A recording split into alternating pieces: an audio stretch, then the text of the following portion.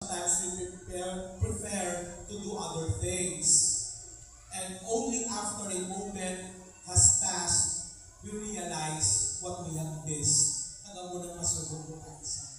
Kaya ang oportunidad, naglabayan na, sayang, ay wala natin nahihimo.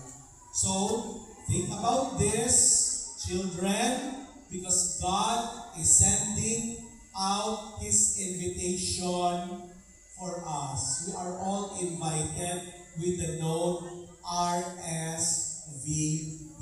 Nakita niyo na sa mga invitation, may nakasulat nga RSVP.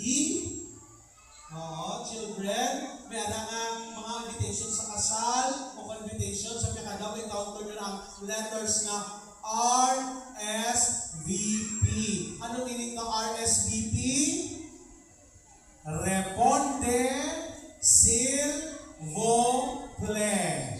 It's a French word.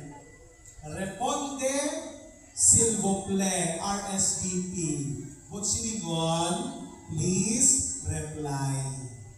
Okay? So si Jesus nag-invite sa aton. So hindi tayo pagpugul-pugulan, dapat mag-reply kita. RSVP.